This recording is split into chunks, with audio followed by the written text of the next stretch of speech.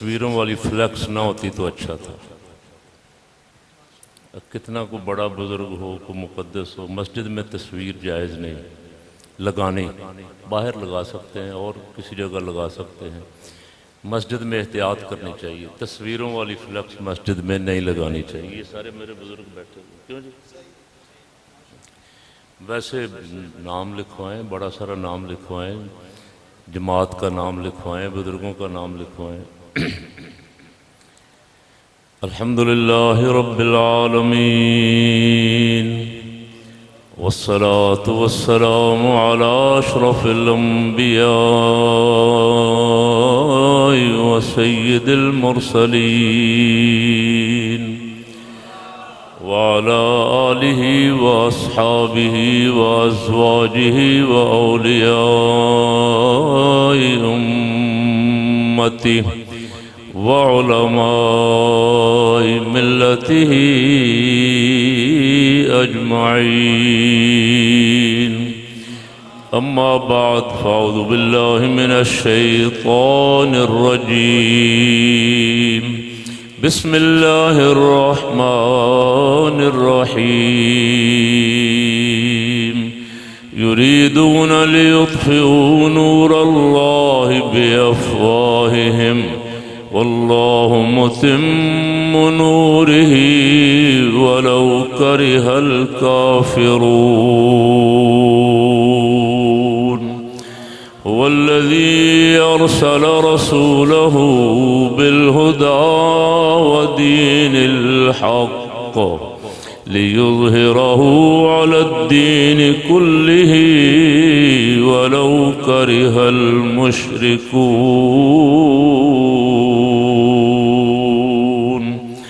आमनतु बिल्लाहि सदक़ल्लाहु मौलानल अज़ीम व सदक़ रसूलुहुन नबियुल करीमुल अमीन। क़ाल अल्लाहु तबारक व तआला फ़ी शान हबीबिही मुख़बिरन व आमिरा इन्नल्लाह व मलाइकतहु युसल्लूना अलन नबिय्य या अय्युहल्लज़ीना आमनू सल्लू अलैहि वसल्लिमू तस्लीमा। अल्लाहुम्म सल्लि अला सय्यिदिना मौलाना मुहम्मद व अला आलि सय्यिदिना व मौलाना मुहम्मद व अस्हाबि सय्यिदिना व मौलाना मुहम्मद व बारिक व सल्लिम व सल्लि अलैहि। मोहब्बत से मिल के पढ़े सल्लल्लाहु अलैका या रसूल अल्लाह।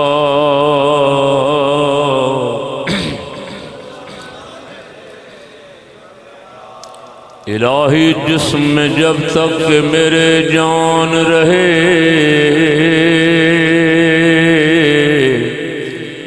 तुझ पे सदके तेरे महबूब पे कुर्बान रहे। आमीन।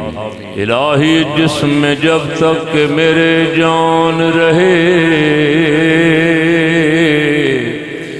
तुझ पे सदके तेरे महबूब पे कुर्बान रहे।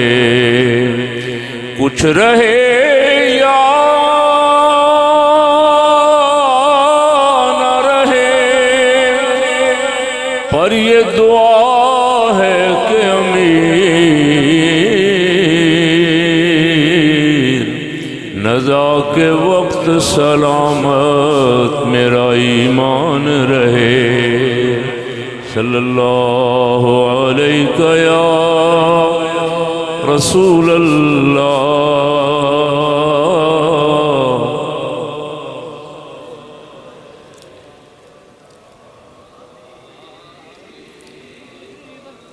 सरापा से हक रूए मुबी है। इसकी आवाज़ ज़रा ऐसा रखो यार, ये इको कम कर दो। सरापा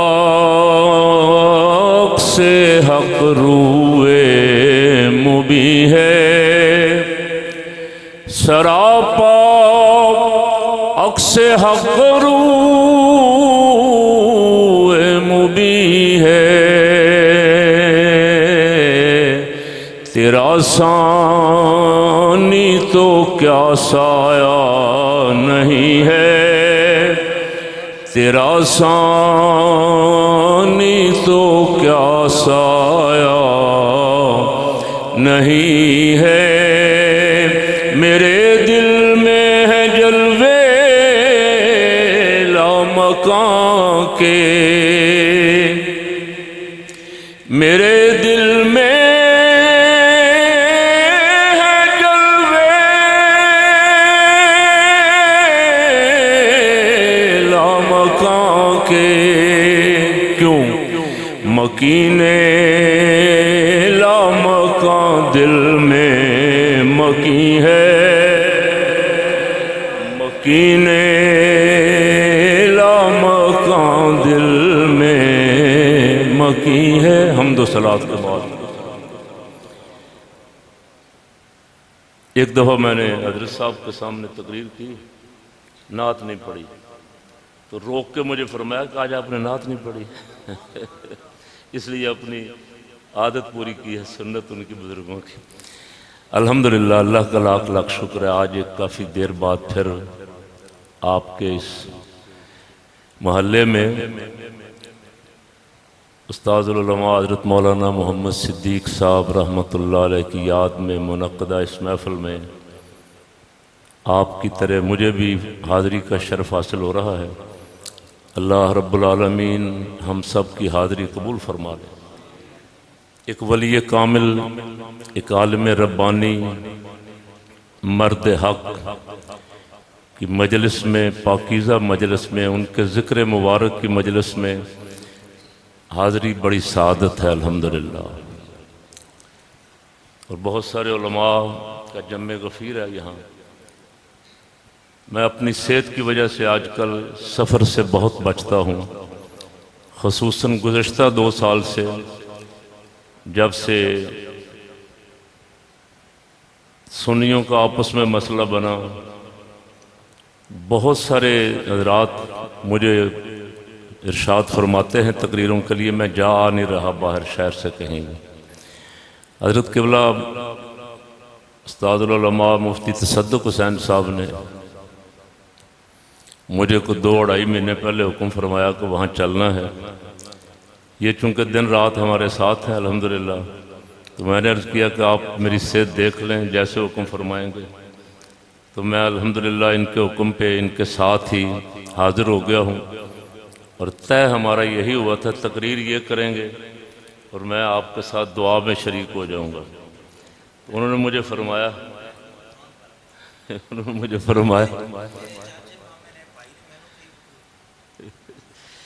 उन्होंने फरमाया कि आपने भी कुछ न कुछ गुजारिश करनी। मैं अक्सर मुफ्ती साहब तो मेरे साथ रहते हैं, अर्ज़ करता रहता हूँ कि मैं इस दौर में सबसे बड़ा वली अगर किसी को समझता हूँ तो उस शख्स को जो अल्लाह की मस्जिदें आबाद करते हैं, वो अफराद जो दीनी मदारस चला रहे, ये अल्लाह के दोस्त हैं। क्यों जी?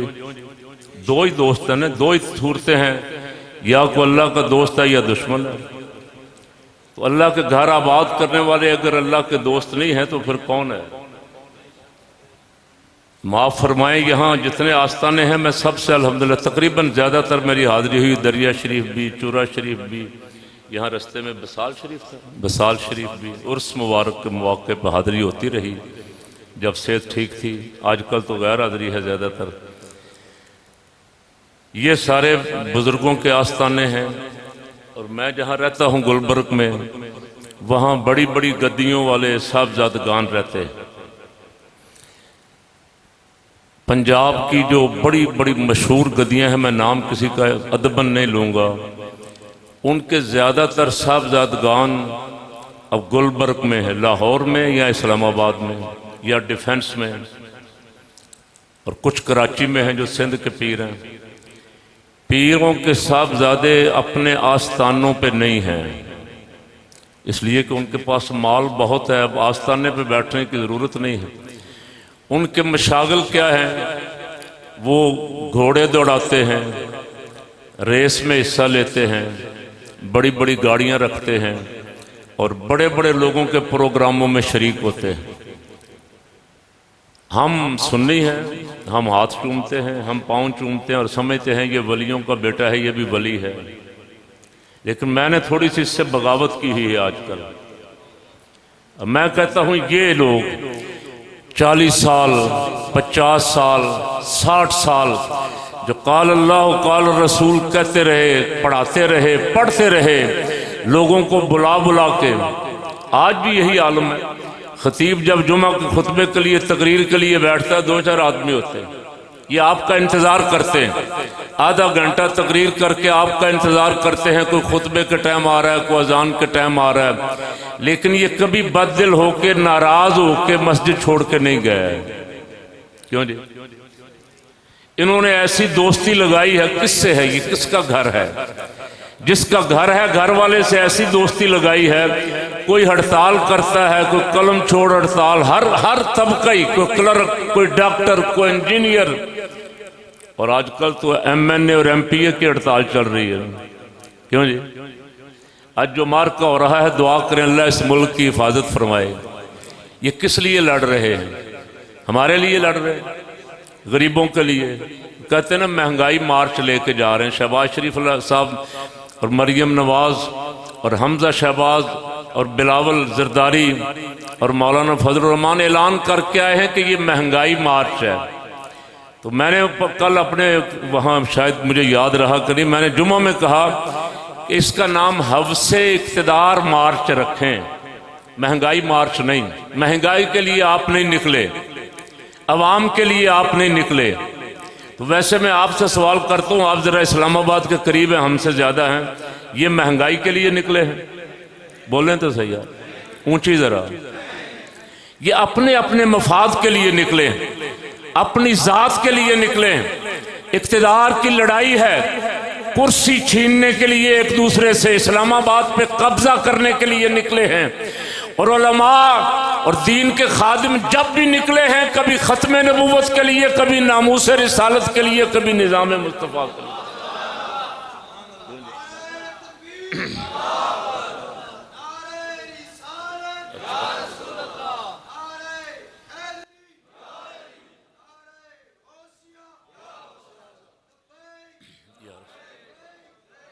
लब्बैक वालों ने कई दिन का धरना दिया, शोर मचा पूरे मुल्क में। मुझे एक वफाकी वजीर ने, खुद मैं मस्जिद में बैठा हूं, मुझे उन्होंने कहा कि हमारी ख्वाहिश थी हमसे ये यूनिवर्सिटी मांग लेते, कोई ये इस्लामी नजरियाती कौंसिल की चेयरमैनशिप मांग लेते, ये नजरियाती कौंसिल में मेंबरों का कोटा मांग लेते, ये शरई अदालत का कुछ जज मांग लेते। हमने बड़ी कोशिश की कि ये किसी न किसी मुआहिदे पे आ जाएं, लेकिन उन्होंने हमारी कोई बात नहीं मानी। ये उनके घर की गवाही है जी, ये उनके घर की गवाही है कि इन्होंने हमसे कोई सीट नहीं मांगी, कोई ओहदा नहीं मांगा। इधर ये ओहदों के लिए लड़ रहे हैं, इनको कोई फिक्र नहीं है कि मुल्क में खून खराबा होता है तो हो जाए, मरेगा तो गरीब, गोली चलेगी उधर से भी दोनों तरफ से गरीब मरेगा। न जरदारी का बेटा मरेगा, ना नवाज शरीफ की बेटी मरेगी, मरेगा जब भी गरीब मरेगा। मैंने परवेज लाई के दौर में उससे कहा, मैंने कहा ये डोर गरीब की गर्दन पे फिरती है, गरीब के बच्चे का खून बहता है। जिस दिन ये डोर मुनसलाई के बच्चे की गर्दन पे फिरेगी, फिर मैं देखूंगा कि पतंगबाजी कैसे होती है। पतंगबाजी से तुम बाज इसलिए नहीं आते कि ये डोर गरीब के बच्चे को, जो मोटरसाइकिल पे जा रहा है, जो साइकिल पे जा रहा है, जो लैंड क्रूजर पे जा रहा है, उसके गले पे डोर कैसे फिरेगी? तुम्हें दर्द नहीं है? एक नहीं, हजारों की गर्दनें कट चुकी अब तक। ये मुतालबा करते रहे कि जी हमारा सकाफती त्यौहार है, हम तो मनाएंगे जनाब। हम मौलवियों के पीछे लग के एक तफरीह का मौका जाया नहीं कर सकते। तो मैंने कहा ये हमारी सकाफत नहीं है, ये हमारी तहजीब भी नहीं है, ये हिंदुओं का त्यौहार है। हमारी तहजीब और सकाफत वो है जो बर्रे सगीर में दातागंज बख्श अली हजवेरी लेके आए थे। हमारी तहजीब और सकाफत वो है जो हजूर ख्वाजा गरीब नवाज मोइनुद्दीन चिश्ती अजमेरी लेके आए थे। हम उस पे अमल पैरा रहेंगे तो निजात पाएंगे।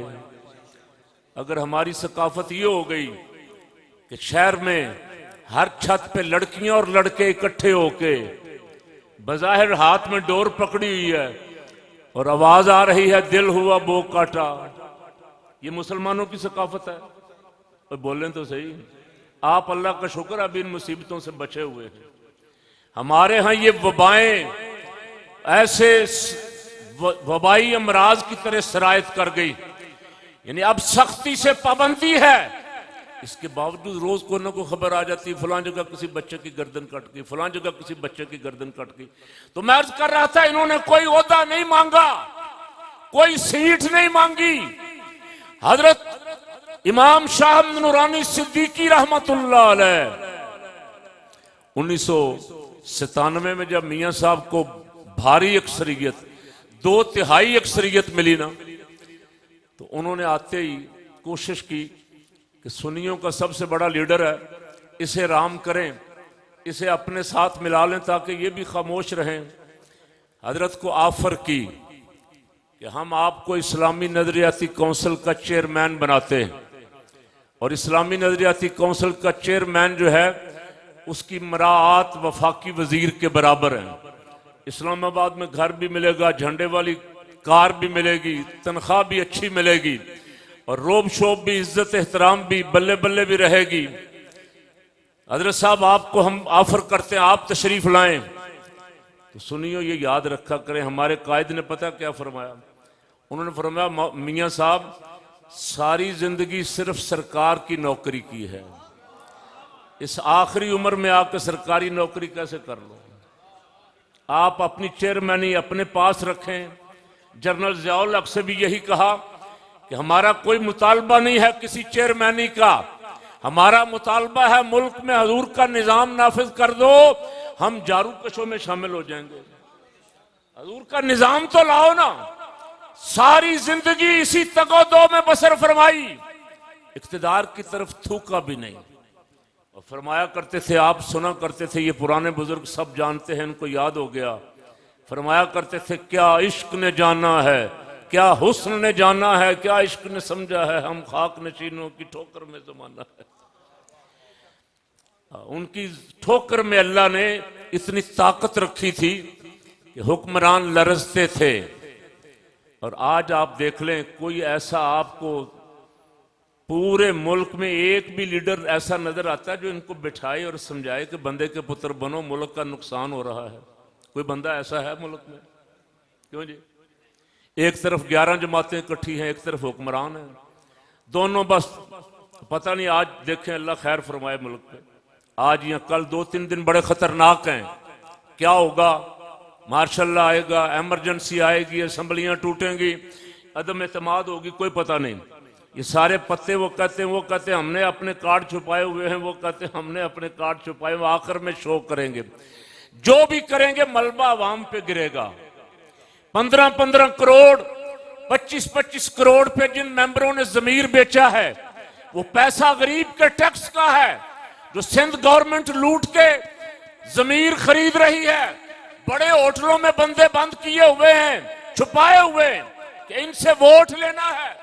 सारी जिंदगी उलमाए हक, जिनको अल्लाह ने इमामत के मनसब पे फायज किया है, कभी इन्होंने इस तरह की इक्तदार की ख्वाहिश नहीं की कि इक्तदार की ख्वाहिश में मुल्क का भी बड़ा गर्क हो जाए। बल्कि हमारा जब बनता था ना, एक वक्त ऐसा भी आया था कि हमारा बनता था 77 में।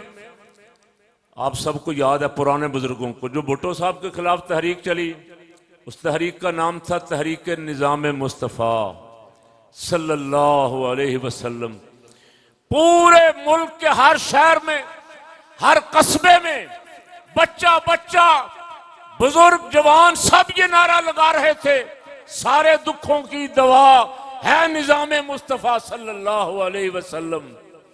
उस वक्त हमारा हक बनता था, मार्शल्लाह आ गया, इलेक्शन नहीं होने दिया गया। अगर उस वक्त अहले सुन्नत मैदान में सड़कों पे आके कहते कि इक़्तिदार हमारा हक था, हमसे छीना जा रहा है, तो हक बनता था ना। नहीं आए, क्यों? फरमाया क्या करते थे? जब सिपाही सहाबा ने और सिपाही मोहम्मद ने, सीधे आम सादा लफ्जों में अर्ज कर दूं, देवबंदियों ने और शियों ने आपस में कत्ल गारत गरी शुरू की ना। हर तरफ इधर मारा गया, कुदर मारा गया, कुदर मारा गया। तो कामों की में हमारे एक मौलाना शहीद होगा, मौलाना मोहम्मद अकरम रजवी साहब रहमतुल्लाह अलैह। वहां बड़ा एहतजाज था, लोग मुश्तिल थे। हजरत साहब तशरीफ लाए गुजरांवाला, तो कारकुन खड़े हो गए। उन्होंने कहा जी आप हमें इजाजत दें, सब ने असलहा रखा हुआ है, हम खाली हाथ हैं, आप हमें भी इजाजत दें, हम भी असलहा लें और हम भी इस मैदान में कूदें, हम भी कत्लो गारत गरी करके अपना लोहा मनवाएं। हजरत ने फरमाया अगर हमने भी असला उठा लिया तो मुल्क कौन बचाएगा? हमारे बुजुर्गों ने तो मुल्क बनाया है, तो बचाना हमने है। अगर हम भी इस खून खराबे में शरीक हो गए, हम भी इस लड़ाई में शामिल होगा, तो मुल्क कौन बचाएगा? आज आपको कोई नजर आ रहा है मुल्क बचाने वाला? मैं इंतजार कर रहा था, मुफ्ती साहब ने बल्कि मुझे कहा, मैंने कहा कि हजरत 27 को तो बड़ा हंगामा होगा, कैसे जाएंगे, सड़कें ब्लॉक हो जाएंगी, जुलूस होंगे बड़े। तो इन्होंने मुझे फरमाया कि मैंने कहीं देखा है कि 25 तक मामला तय हो जाएंगे, दोनों फरीकों को बिठा दिया जाएगा और सुलह सफाई हो जाएगी। लेकिन अभी तक कोई बिठाने वाला भी नजर नहीं आ रहा कि इनको पकड़े और बिठाए। अब मेरा तो कभी कभी ये जी करता है कहने को, और मेरा हक भी बनता है मैं कहूं। मेरा दिल करता है कि काश कोई ऐसा आए जो इन सबको, जो इस वक्त इख्तिदार की और कुर्सी की लड़ाई लड़ रहे हैं, कोई ऐसा आए कि इनको बिठा के कौम के सामने जूतियां मारे इनके सर पर। क्यों जी? डरे डरे हुए हैं आप। और जो जमीर बेच रहे हैं वो फिर आएंगे चंद दिनों बाद आपके पास, मेरे पास आएंगे। हाजी साहब, मियां साहब, आपसे तो हमारे खानदानी ताल्लुकात हैं, आप तो हमारे बड़े हैं, आपने, हम फिर भूल जाएंगे सारा कुछ कि 5 साल ये क्या करते रहे हैं। इन्होंने 5 साल कौम का क्या अशर किया, हमें भूल जाएगा फौरन। फिर कोई बिरयानी के पीछे, कोई कीमे वाले नानों के पीछे, कोई लैंड क्रूजर के पीछे। गरीब अपना वोट अगर अपने जमीर के मुताबिक दे, अल्लाह की इज्जत की कसम, अल्लाह ने अहले सुन्नत को इस मुल्क में वो ताकत और अक्सरियत अता फरमाई है। अगर ये गरीब, सिर्फ मैं अमीरों की बात नहीं करता, अगर सिर्फ गरीब अपना वोट निजाम मुस्तफा को दे दे तो इन सारे लुटेरों की छुट्टी हो जाए। क्यों जी? मैं गुलबर्ग में रहता हूं, मेरे साथ वाला हल्का डिफेंस, मुफ्ती साहब भी वहां रहते हैं जहां पढ़ा रहे हैं मुफ्ती साहब। मेरे हल्के में इस वक्त का वफाकी वजीर तालीम खड़ा था, आज जो शफकत महमूद है। मुफ्ती साहब के हल्के में इमरान खान खुद खड़ा था। अमीरों के हल्के हैं, लेकिन वोट वहां भी ज्यादा गरीबों का है।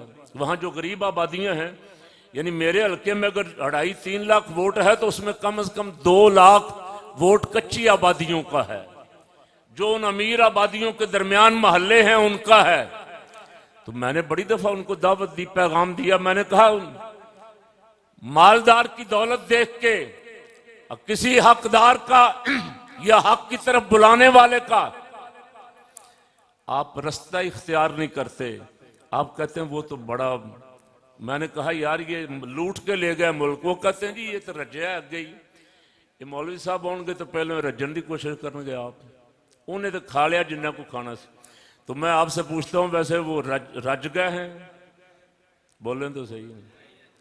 और 3-3 दफा इख्तिदार लेने वाले, मुल्क की दौलत लूट के बाहर ले जाने वाले रज गए हैं? अगर रज गए होते तो आराम से घर बैठते, लंदन ही बैठ के आराम करते, जद्दे में, रियाज में बैठ जाते। उनकी तो जान पे बनी हुई है, उनको तो नींद नहीं आती सारी सारी रात कि ये कुर्सी जो छिन गई है फिर दोबारा हमारे हाथ आ जाए, फिर मिल जाए। इसी तगोदो में अपना भी वक्त जाय कर रहे हैं, मुल्क का भी वक्त जाय कर रहे हैं, कौम का भी वक्त जाय कर रहे हैं। उधर कश्मीरियों पे जुल्म हो रहा है, फलस्तीनी बच्चे मर रहे हैं। लीडरशिप को कोई फिक्र नहीं है। कोई मुसलमान हुक्मरान किसी मुल्क में मुजाहिद को होता तो कश्मीर आजाद होता या ना होता। अभी इस्लामी सरबराही कॉन्फ्रेंस वज़राए खारजा की OIC, इन सब मुल्कों में मुझे बहुत दफा जाने का इत्तेफाक होता रहता है। दुबई, शारजा, लैन, अबू धाबी वगैरह, हरमैन तैयबैन तो हम सब जाते हैं अल्हम्दुलिल्लाह।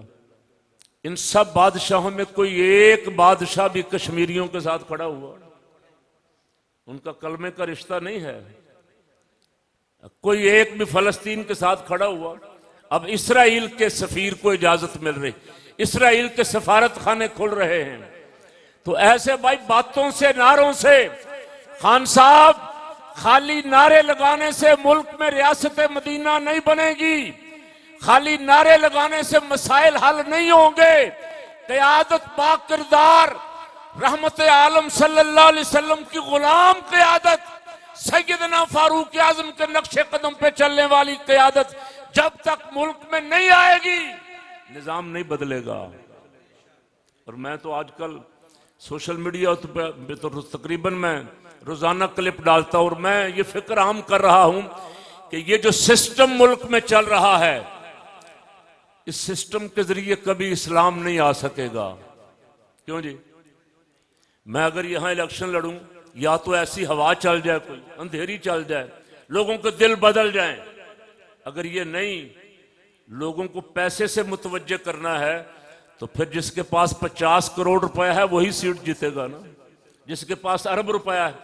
और उन्होंने इलेक्शन इतना महंगा कर दिया, 250 350 पोलिंग स्टेशन, एक एक पोलिंग स्टेशन पे आप एक एक गाड़ी भी लगाएं, पोलिंग एजेंट बिठाएं, बार कैंप लगाएं, तो सिर्फ इलेक्शन डे का खर्चा कम से कम 50 लाख रुपया है।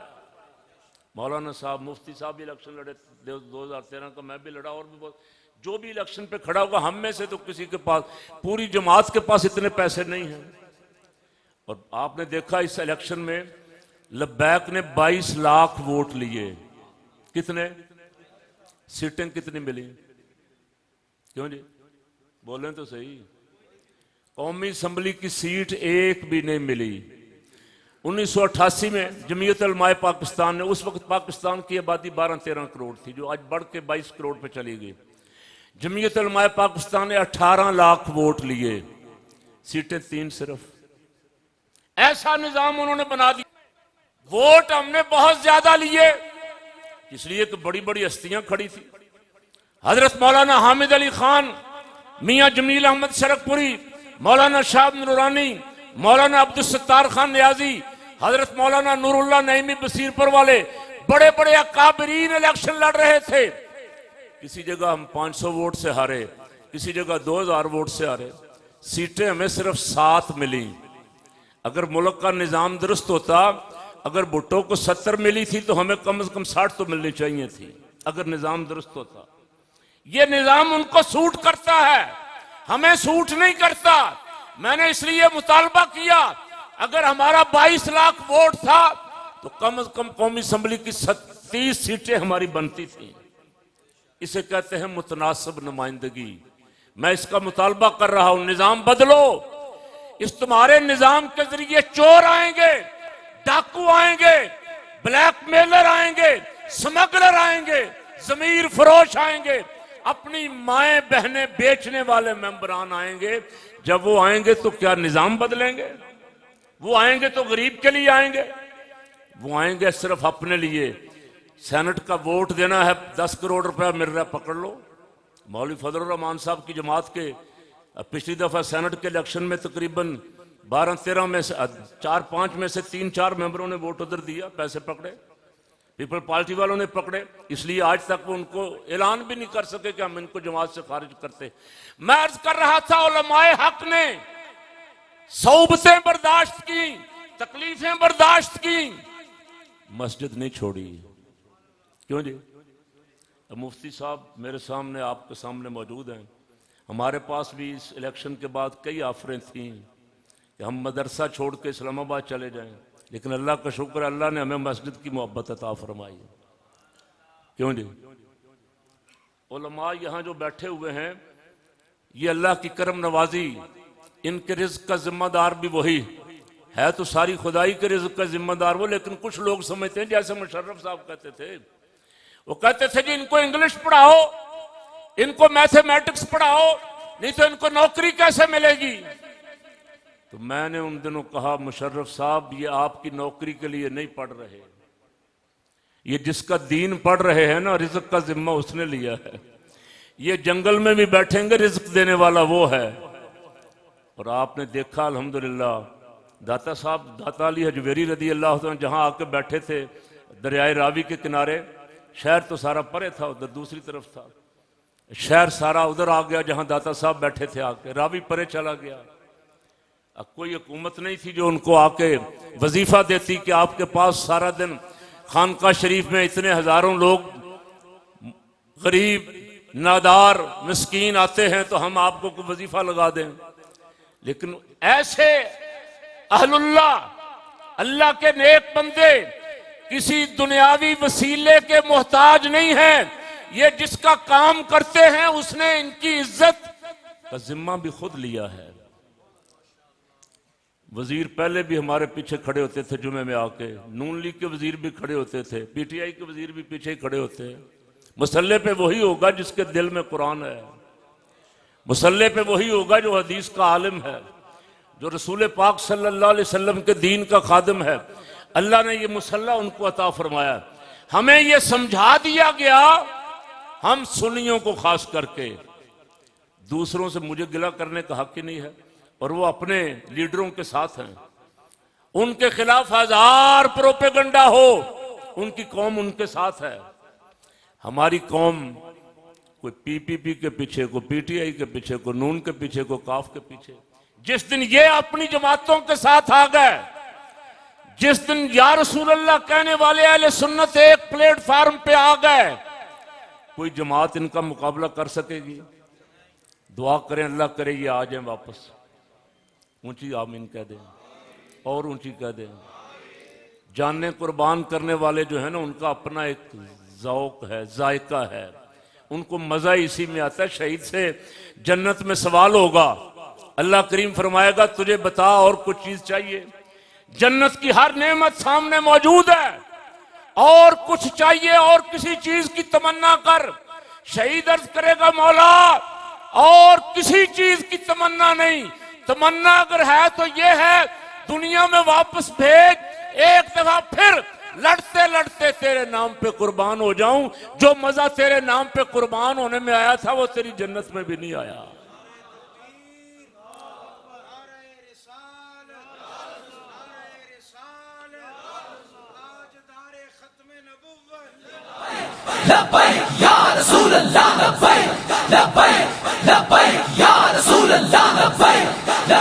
हजरत मौलाना सिद्दीक साहब रहमतुल्लाह अलैह से काश हमारे दिल की आंखें हों, हम उन्हें देख सकें, हम उन्हें सवाल कर सकें कि हजरत कैसी गुजर रही है। तो मेरे महबूब सल्लल्लाहु अलैहि वसल्लम का वादा है, कुरान और कुरान की खिदमत करने वाला, दीन की खिदमत करने वाला कब्र में आएगा तो कब्र भी एहतराम करेगी। असल जिंदगी तो वो है ना, यहाँ की जिंदगी आर्जी, किसी की गुजर गई, किसी की और 2-4 दिन बाद गुजर जाएगी। बड़े बड़े जनाजे मैंने उठते देखे गुलबर्ग में, बड़े बड़े मालदारों के, अरबों पति, जिनकी गर्दनों में सरिया था। अपनी आंखों से देखा इन 2 सालों में कि औलाद भी चेहरा नहीं देख सकी। डॉक्टरों ने कहा इसे कोरोना था, कोरोना से मरा है, इसके करीब को नहीं जाएगा, इसको उठा के ले जाएंगे सरकारी परिंदे और वही दफन करेंगे, वही जनाजा पढ़ेंगे। बहुत सारे जनाजे ऐसे हुए, आपने भी सुना कि नहीं सुना? क्यों जी? बहुत सारे जनाजे इन 2 सालों में ऐसे हुए कि औलाद जनाजे में भी शरीक नहीं हो सकी, दफन में भी शरीक नहीं हो सकी। अरबों खरबों यहाँ का यहाँ ही रह गया। रोजाना 3-3 हजार जनाजे अमेरिका में उठते रहे, 800-900, 1000, 1100 बरतानिया में। ये मुल्क जिनको दावा है इस वक्त कि हम मेडिकल साइंस में बहुत आगे चले गए, अब विद इन 5 मिनट एम्बुलेंस मरीज के दरवाजे पे खड़ी होती। 25 साल मैंने वहां कुरान भी सुनाया तरावी में, और मिलादुन नबी सल्लल्लाहु अलैहि वसल्लम के जलसों जुलूसों में भी शिरकत की। यानी 2 दफा साल में मेरा जाना रहा। 25 साल तो बाद दफा 3 दफा भी रहा। मैंने बड़ा करीब से उनको देखा। अरबोंपति जिनका कोई वारिस नहीं है। कोरोना में जनाजे उठे हैं, कोई जनाजा पढ़ने वाला, कोई दफन करने वाला, ईसाइयों को कोई देखने वाला भी नहीं था। और यहाँ मैंने मुफ्ती साहब हम सब अर्ज करते रहे, ये उलमा भी, खान साहब कहते थे हमारी स्मार्ट लॉकडाउन की पॉलिसी बड़ी कामयाब रही, हम उसकी वजह से बच गए, हमारी हिकमत अमली बड़ी जबरदस्त थी। मैंने कहा खान साहब कोई हिकमत अमली नहीं, यहाँ हमारे अस्पतालों में तो इलाज की सहूलत ही नहीं है। जहां हॉस्पिटल बहुत तरक्की याफ्ता है वहां 3-3 हजार जनाजा उठता रहा। हमें अगर अल्लाह ने बचाया है तो अजान की आवाज और कुरान की तिलावत की बरकत से बचाया। कोरोना आया, ऊपर से रमजान आ गया। रमजान शरीफ में हमने कहा मस्जिदें खुली रहने देना, चले उनकी मेहरबानी, उन्होंने मान लिया। बाकी आलम इस्लाम के मुल्कों में मस्जिदें भी बंद हुई। पाकिस्तान में मस्जिदों से कुरान की तिलावत की आवाज नमाज तरावी में आती रही, अजान की आवाज आती रही। मौसम हमारा भी वही है, इंडिया का भी वही है, सरहदें भी हमारी इतनी हजारों मील पे फैली हुई। इंडिया में तबाही मची, मंदिर बंद हो गए, पंडित भाग गए, अस्पताल वीरान हो गए, लकड़ियां नहीं मिलती थी लाशें जलाने के लिए। ये आपने सुना हुआ सब कुछ। और उनके हमसाये में साथ यहाँ हम हैं। हमारे रोजाना 20, 25, 30 जो कोरोना के खाते में डाले जाते थे ना, वो हमारे जैसे शुगर का कोई मरीज है, कोई हार्ट का मरीज है, ये गिनती पूरी करते थे। ये अल्लाह की करम नवाजी पाकिस्तान पे। पैगाम इसमें क्या है? इसमें पैगाम यह है कि निजात का रास्ता यही है। मैंने कहा मस्जिदें खुली रहने दो, एक दर तो ऐसा हो, एक दरवाजा तो ऐसा हो जो खुला हो। वेंटिलेटर पे है मरीज, मां भी मायूस हो गई, बाप भी मायूस हो गया, बहन भाई भी मायूस हो गए, वेंटिलेटर पे है, इसकी उम्मीद का एक दरवाजा खुला हुआ है। क्यों जी? बहुत सारे वेंटिलेटर से भी वापस आए हैं ना। आज इस तरफ आओगे तो यहां भी निजात है, आखिरत में भी निजात है। अल्लाह रब्बुल आलमीन हजरत मौलाना मोहम्मद सिद्दीक साहब रहमतुल्लाह अलैह की बरकत से हमें दीन को मजबूती के साथ थामने की तौफीक अता फरमाए। रसूल पाक सल्लल्लाहु अलैहि वसल्लम के पाक निज़ाम की तरफ दिल तो मेरा करता, करीब मैं जुम्मे पे अपने वहां गुस्सा निकालता हूं। अब रमजान शरीफ आने वाला, बिल्कुल क्या हो रहा है, जो सेब 200 रुपए का मिल रहा था 700 पे पहुंच गया लाहौर में। रमजान शरीफ आने वाला, हर चीज की कीमतें दुगनी हो रही। दावा हमारा इश्क रसूल का है। हम कहते हैं जी हम आशिक रसूल हैं, हम हर साल हज पे जाते हैं, हर साल उम्रा करते हैं, जखीरा अंदोजी भी करते हैं, ब्लैक मेलिंग भी करते हैं और रेट बढ़ाते हैं। यूरोप में क्रिसमस पे 70% डिस्काउंट, बड़े बड़े स्टोरों पे लिखा होता है लूट सेल। क्रिसमस तक 70%, 50%, 40% डिस्काउंट। और हमारे यहाँ मुसलमान हैं और ये जो कुछ खरीदना है रोजादार ने खरीदना है। हम जब रोजादार को तकलीफ देंगे, रोजादार के लिए रोजा तंग करेंगे, अल्लाह और उसका रसूल खुश होंगे। हम 1000 नमाजें पढ़ते हों, 1000 महाफिले नात करें, नारे लगाएं दिन रात इश्क रसूल के, रसूलुल्लाह की उम्मत को अगर हम तंग करेंगे, कमली वाला कभी खुश नहीं होगा। हजूर की उम्मत के लिए आसानी करेंगे तो हजूर खुश होंगे। इसलिए मैं पैगाम दिया करता हूं कि खुदा के लिए जो बिजनेसमैन हैं, दुकानदार हैं, रमजान शरीफ में लोगों के लिए सहूलत करो। इसलिए सहूलत करो कि अल्लाह और उसके रसूल की बारगाह में हम सुरखरू हो जाएं। और रिज्क देने वाला वो है। आप यहां मुनाफा थोड़ा सा कम ले लेंगे, हो सकता है वो आपकी कसर किसी एक ही सौदे में निकाल दे। यहां आप कमाएंगे। रमजान शरीफ गुजर गया, पता चला बड़ा खतरनाक एक्सीडेंट हो गया साहब का, 70 लाख की गाड़ी तबाह हो गई। सारा मुनाफा निकल गया कि नहीं निकल गया? हमारे सामने अभी उस दिन मुफ्ती साहब और मैं जा रहे थे गुलबर्ग मेन बुलेवार्ड पे, पूरा प्लाजा 400 दुकानें जल के राख हो गई, अरबों रुपए का प्लाजा, फायर ब्रिगेड की गाड़ियां लगी हुई, सारा जल के राख हो गया। रिस्क उसके हाथ में है, जब वो दरवाजे खोल दे तो फिर कोई बंद नहीं कर सकता, और जब वो तंग कर दे तो फिर कोई खोल नहीं सकता। इसलिए आइए हजरत मौलाना मोहम्मद सिद्दीक साहब रहमतुल्लाह अलैह की याद में इस मजलिस में अहद करें अल्लाह के हजूर कि हम अल्लाह हम तुझसे तेरे महबूब से वफा करेंगे। हमारे बुजुर्ग जो हमें मिशन दे के गए हैं निज़ाम मुस्तफ़ा सल्लल्लाहु अलैहि वसल्लम के निफाज का, उसके लिए अपनी जिद्दोजहद जारी रखेंगे। अल्लाह उनके दर्जात बुलंद फरमाए, उनकी कब्र पे करोड़ों रहमत नाज़िल फरमाए। वमा अलैना इल्लल बलाग।